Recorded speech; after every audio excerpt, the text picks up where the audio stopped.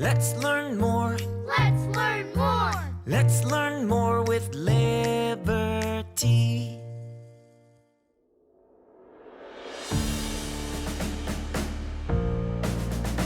Doris Miller, known by many as Dory Miller, is another example of American heroism from World War II.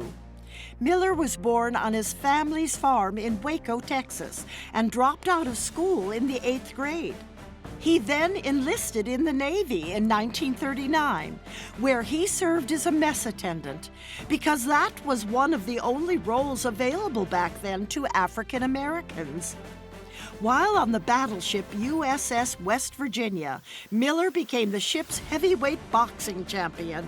Later, the USS West Virginia was sunk by 7 torpedoes during the attacks on Pearl Harbor.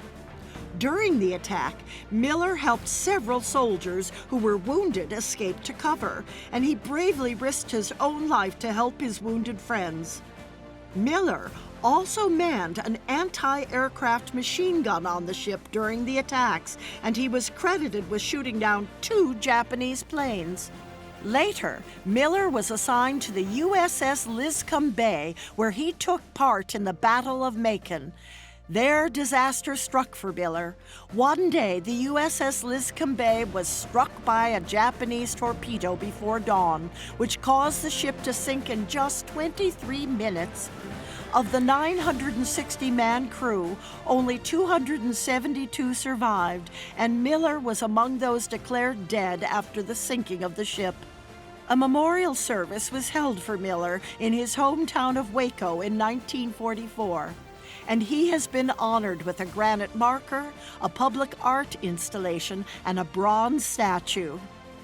The U.S. Navy also named a Knox-class frigate after him called the USS Miller, which was in service from 1973 to 1991.